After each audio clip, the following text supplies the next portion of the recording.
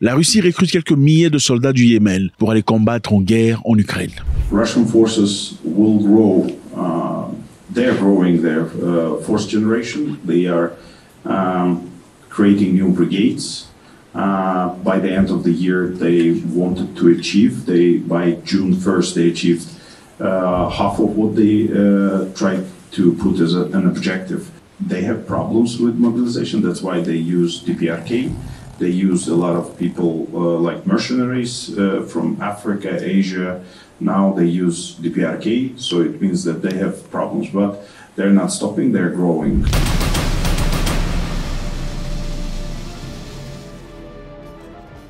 La guerre est très compliquée, les amis, surtout quand on ne sait pas quand est-ce qu'elle finira. La guerre, c'est le perdu. C'est le noir. Ceux qui ont déjà été dans la guerre ou comprennent la guerre savent de quoi je parle. La Russie vient de recruter des hommes du Yémen pour aller combattre en Ukraine. Pourquoi? Parce qu'évidemment, ça fait un moment que la guerre perdure et qu'il y a beaucoup de pertes en humains. Beaucoup de pertes de la part des Russes, ainsi que beaucoup de pertes de la part des Ukrainiens. Chez les Ukrainiens, ça a été assez compliqué parce qu'il fallait commencer à recruter de force, des civils. On a établi l'âge de 18 ans à 63 ans pour aller faire la guerre. Et c'était obligatoire. Beaucoup de personnes étaient tenues de force, beaucoup de personnes par patriotisme, mais l'effort a été fait. En Russie, de même, c'est la guerre.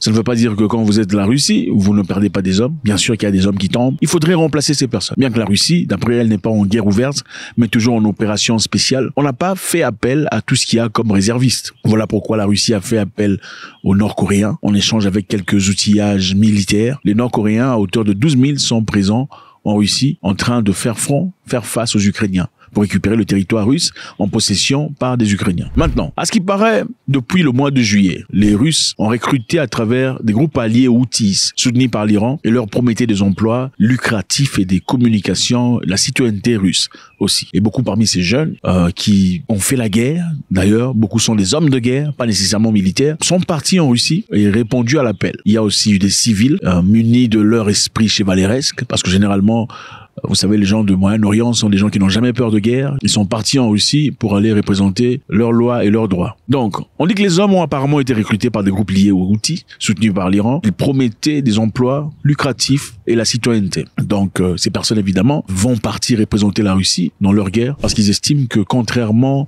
à ces autres-là de l'Occident, la Russie peut-être a un Moyen-Âge beaucoup plus approprié pour le reste du monde. Ce n'est pas une façon de réfléchir dont un certain nombre de personnes ou de pays, si vous préférez, devraient dominer sur les autres, alors que les autres n'ont aucun droit sur le plan international. Alors beaucoup de personnes, il faut le dire, beaucoup de pays estiment quelque part que la Russie est un sauveteur, est un sauvetage, est un moyenneur de justice. Pourquoi? Parce que la Russie apparemment est le seul pays, si pas parmi les seuls pays, qui ont le courage de se lever contre la puissance de l'Occident, qui depuis longtemps a assujetti beaucoup de nations. Donc la Russie en Ukraine aujourd'hui a malgré tout perdu beaucoup de troupes et a besoin de remplacement. Donc les Houthis sont présentés. Les Houthis sont là pour aller combattre. En réalité, vous savez, beaucoup de personnes pensent que si beaucoup d'Africains avaient l'esprit aussi dur que les Houthis et certaines personnes du Moyen-Orient, aucun pays africain ne serait dictateur ou victime de dictature. Beaucoup de pays africains sont victimes de dictature parce que les Africains en général sont des peureux. Ah oui, il faut vous dire la vérité, hein. La vérité blesse. Le mensonge ne fait rien.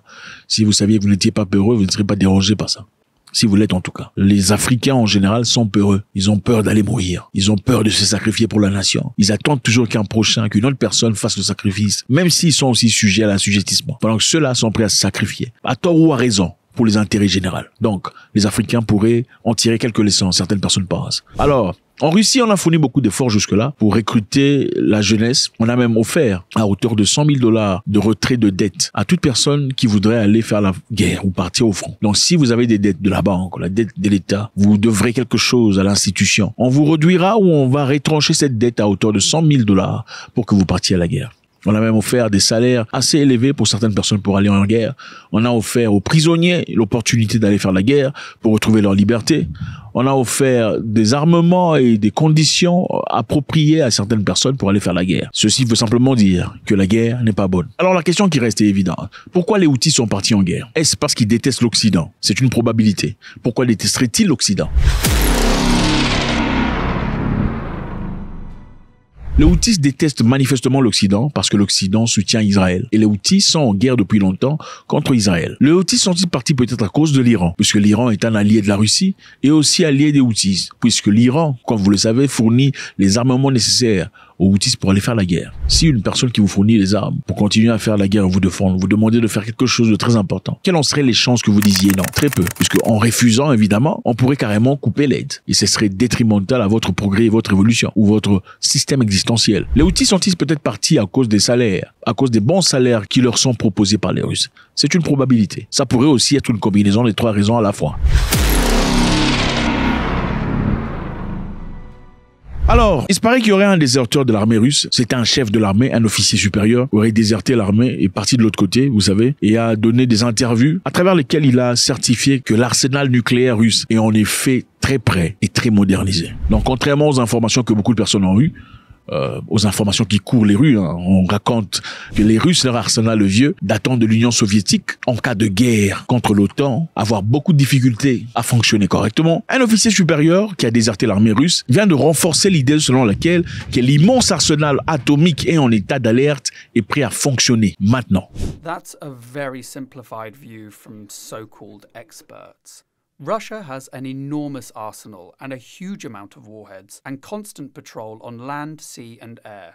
The weapons are fully operational and battle-ready. Maintenance work never stops, not even for 1 minute. Il faisait évidemment partie de l'unité de l'arsenal atomique. Il dit que le temps de réaction à un ordre de tir n'était que de 2 minutes. Et aujourd'hui, il sait qu'il est traqué par le FSB. The FSB, the Interior Ministry, local police, they're all looking for me.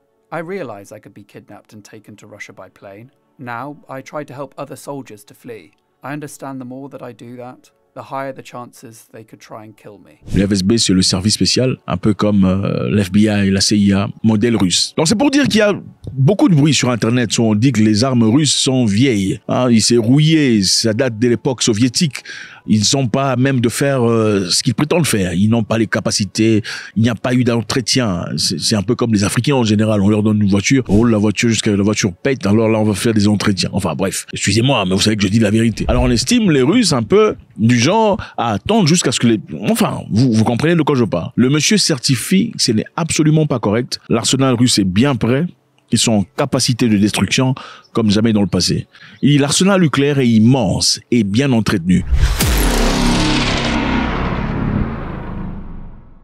Il évoque aussi qu'il y a des exercices d'entraînement incessants avec un temps de réaction limité à 2 minutes. Concernant l'état réel de l'arsenal nucléaire russe, il rejette les doutes de certains experts occidentaux qui estiment qu'une grande partie de l'équipement daterait de l'époque soviétique et pourrait ne pas fonctionner. On the day the war started, we were put on full combat readiness and shut in the base. The weapons were fully in place and we were ready to the maximum extent.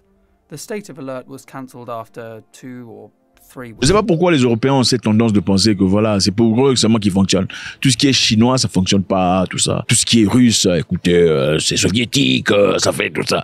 Mais ça pète, comme Orshnik, ça pète, ça détruit. Après le début de la guerre en Ukraine, Igor raconte avoir reçu ce qu'il considère comme un ordre criminel. La raison pour laquelle il aurait déserté, il dit, après le début de la guerre, il aurait reçu un ordre qu'il a considéré comme criminel. Il dit, on nous a dit que les civils ukrainiens étaient aussi des combattants à éliminer. C'est une ligne rouge que je ne pouvais pas franchir. Refusant de diffuser cette propagande, il a été sanctionné et transféré dans une brigade d'assaut régulière. Point. On l'informe qu'il serait envoyé sur le front. Redoutant cet ordre, il décide de fuir la Russie avec l'aide d'une organisation de déserteurs. Apparemment, il y a une organisation de déserteurs qui aide les gens à fuir la guerre. Alors lui dit, la raison pour laquelle il a quitté, c'est parce que l'armée, l'ordre lui a été donné de passer à d'autres militaires parce que c'est un officier supérieur, d'éliminer les Ukrainiens civils parce qu'ils sont aussi militaires. Point d'interrogation. Et c'est la raison pour laquelle il serait parti. Maintenant, la question qu'on se posait, si les Russes vraiment pensaient que les Ukrainiens civils sont aussi militaires, c'est-à-dire des cibles évidentes, la question est celle-ci. Pourquoi la Russie n'a pas carrément bombardé toute l'Ukraine ? Puisque tout le monde est militaire dans ce cas. Parce que s'il pensait vraiment que tout le monde était militaire et qu'il voulait quelque part protéger les civils afin que cette guerre ne fasse pas autant de dégâts, pourquoi ne lance-t-il pas des bombardements effrayants et aveugles comme le feraient les Américains? Comme ils le font généralement, ils envoient des avions pour aller bombarder, détruire complètement, aplatir des villes. Alors la question qui se pose, monsieur dit-il la vérité ou pas? Pour l'interrogation. En ce qui concerne l'arsenal nucléaire, a-t-il des raisons de mentir? Je ne vois pas pourquoi l'Occident diffuserait une information pour confirmer la force de la Russie, à moins que ça soit la vérité. Les Russes recrutent les Houthis pour aller faire la guerre. De leur côté, on leur promet beaucoup de choses. Un déserteur confirme que l'armée russe et son arsenal nucléaire ont été prêts depuis le début de la guerre. God bless.